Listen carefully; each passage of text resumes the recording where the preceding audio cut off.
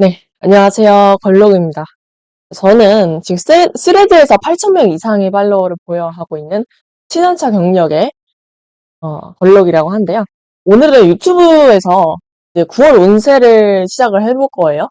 오늘은 간목 예간에 대해서 한번 심층적으로 분석을 해보도록 하겠습니다. 이번 편은 간목과 을목만 있어요. 예, 다른 일간분들은 다른 편을 보시기 바라겠고요.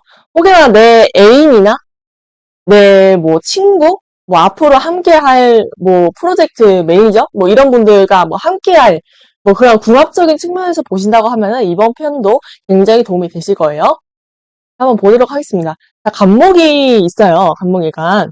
근데 2025년 을사년 을목과 사화가 왔고 이번 9월 운세에 을목과 유금이 왔습니다. 자, 9월은요. 사화의 기운이 굉장히 강해요. 이것이 상반기하고 하반기를 나눌 수가 있는데 을사년을 보면요. 을목이 좀 더 강하게 가는 기운이 상반기라고 보시면 되겠습니다. 뭐 1월부터 뭐 6월, 7월까지라고 보시면 되겠죠. 아, 정확히는 1월이 2025년이 아니고 만세력으로 봤을 때는 2월부터 2025년을 시작을 하고요. 하여튼 간에 이렇게 보시면요. 좀 앞부분에 해당되는 부분이 을목이 좀 더 영향을 끼친다고 보일 수가 있겠고요. 그 다음에 이제 8월, 9월 뭐 이때쯤에서는 사화의 기운이 강하게 들어온다라고 보시면 되겠습니다. 그래서 사화는 여기서 뭘까요? 간목일간 입장에서. 식신이죠. 사화는 식신입니다. 간목일간한테. 자, 그러면은 우리는 식신이라는 십성을 좀 자세히 볼 필요가 있겠죠. 물론 얘도 뭐 겁재라는 특성상 같이 봐야 하는 것도 좋겠지만은 식신의 영향이 좀 더 크다고 보시면 되겠습니다. 자, 그리고 여기에서도 겁재가 들어왔고 유금에서는 저희는 편관이 들어왔습니다. 네, 정관이 들어왔어요. 정관이. 자, 정관이 들어오면은 굉장히 좀 올바른 이제 간의 느낌이 들어왔는데 해석을 어떻게 하면 좋을까? 자, 을목과 을목이 병정으로 떴어요. 운에서. 저희가 운에 항상 볼 때는 세운하고, 그 다음에 월운하고 이 두 가지의 상호작용을 먼저 보고 내 사주팔자에 대입을 한다고 생각하시면 됩니다. 제가 이제 다른 사주 강의 팔자 강의에서 말씀을 드렸는데, 일단 이 두 가지의 상호 관계를 먼저 보고 내 사주팔자에 대입을 하는 건데, 을로 병조일 때는 어때요? 을로 병조는 저희가 굉장히 이제 강인하고 유연한 그런 물상으로 봐요. 이게 을목이라는 물상 자체가 화초의 이미지거든요. 화초의 이미지? 화초의 이미지인데 이게 간목보다 센 느낌이 있는 게 이 화초가 꽃을 보면요. 어때요? 바람에 휘날려도 뿌리째 뽑히거나 그런 경우는 별로 없어요. 그리고 오히려 그런 이제 흔들림이 있으면은 그 흔들리는 그 바람의 방향대로 흔들릴 뿐이지 나무가 꺾이거나 막 그러진 않습니다. 뿌리채 꺾이거나 그렇게 막 단단한 속성이 아니에요. 화초 느낌이. 그래서 오히려 유도리가 있다.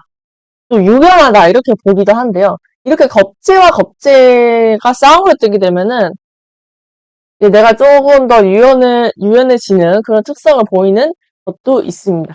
그런데 이게 겁재, 십성이 겁재이기 때문에 나의 경쟁자를 뜻하죠. 간목일간 입장에서. 그리고 천간을 떴어요. 천간은 생각과 꿈, 이상을 나타냅니다. 여기에 겁재가 두 가지가 왔다는 것은 이 겁재, 즉 경쟁자에 대한 의식이 커지는 시기라고 보시면 돼요. 의식이 커지기 때문에 내가 이 밑에 있는 지지, 식신과 정관을 활용해서 이런 경쟁 의식을 좀 완화를 시키려고 합니다. 식신과 정관이 오면요. 어떤 일이 생기죠? 이거는 둘이 상쇄되는 관계죠. 식신과 정관은. 이제 식신이 정관을 좀 극하는 성질이 있어요. 그런데 사유, 합으로 왔습니다. 이게 반합이죠. 삼합 중에서 사유축 삼합이 있어요. 거기서 사유합이 생겼습니다. 사유합으로 왔기 때문에 이런 두 가지의 십성을 활용해서 내가 뭔가를 만들 수가 있겠다라고 생각을 해보시면 되겠습니다. 자, 그러면 무슨 뜻이냐? 결론 이 사화와 유금이 서로 도와서 내가 뭔가를 활용할 수가 있다라는 뜻인데요. 그럼 간목의 일간 입장에서 식신이라는 것은 뭘까요? 능동과 행동성을 말합니다. 능동과 행동성이라는 것은 내가 뭔가 결과물을 만들어내기 위해서 굉장히 중요한 부분이 되겠죠. 과정이 있어야 결과가 있듯이 식상이라는 개념이 그런 부분을 차지하고 있습니다. 그리고 정관이라는 부분이 있어요. 정관이라는 것은 사실 정관을 뜨면은 여성분들한테는 뭐 더 좋은 인연을 만날 수 있다던가 그런 게 있겠죠. 근데 그것보다도 이제 지지로 정관이 들어갔기 때문에 내 일거리로 조금 더 발현이 될 수가 있다고 보시면 되겠습니다. 내가 행동과 능동력을 추구해서 이제 정관이라는 올바른 책임감을 지어서 뭔가에 내가 하고자 했던 일을 완성시킬 수가 있겠다라고 보시면 되겠습니다. 내 사주팔자에 축토가 있어요. 이 축토라는 것은 이렇게 생긴 애라는 얘기하죠. 이런 축토라는 애가 내 사주팔자 안에 있다, 혹은 대운에 있다라고 하시면은 요번 월 운을 통해서 뭔가 스케일을 좀 더 앞당길 수가 있겠다라고 보시면 되겠습니다. 지금 을목이 총 2개가 떴기 때문에 경쟁심이 장난 아니에요. 그래서 사유축을 완성을 하는 사주팔자를 가지고 계신 분들은 충분히 내가 원하는 성과를 끌어당길 수가 있겠다라고 보시면 되겠습니다. 그리고 내 사주에 을목이 너무 많아. 이미 을목이 있어. 그런 경우에는 이제 비겁다자가 되죠. 비겁다자가 되기 때문에 평소보다 내가 만약에 여자를 만난다? 그러면은 좀 호구력이 높아질 수가 있어요. 좀 호구가 될 수가 있으니까 이 부분에서 좀 조심하셔야 됩니다. 여성분들 같은 경우에는 비겁이 많아지는 시점이기 때문에 좀 나보다 못한 남자를 보려고 하는 경우도 있어요. 이 비겁다자를 가지고 계신 여성분들 같은 경우에는 나보다는 능력이 좀 없었으면 좋겠다 하는 게 있거든요.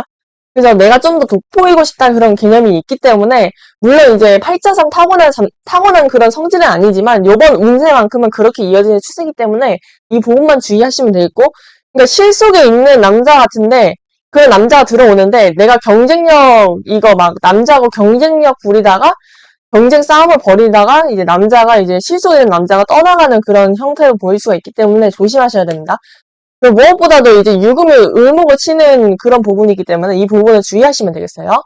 그리고 만약에 이제 갑인이야. 갑인 일주면은 이미 뿌리까지 나무가 있어요.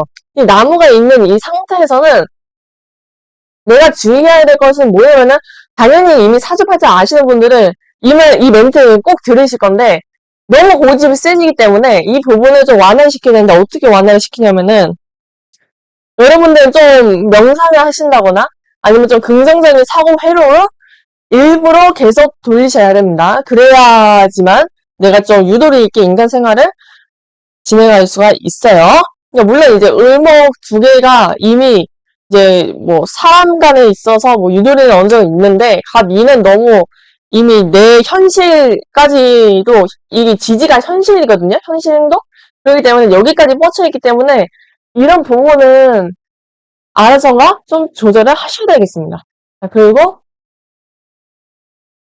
뭐 자수 일, 자수 있으신 분들, 일지에 자수 있으신 분들, 갑자 일주분들 같은 경우에는 이분들은 애초에 그 색욕이 좀 있는 그런 일주긴 한데 식신이 또 떠가지고 좀 연애하고픈 마음이 너무 커질 수가 있기 때문에 이 부분에 아까 앞서 말씀드렸듯이 그런 부분에 좀 주의하시면 되겠고요.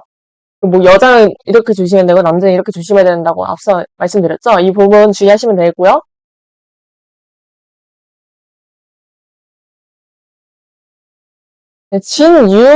갑진 일주 같은 경우에는 진유 육합이 떠요.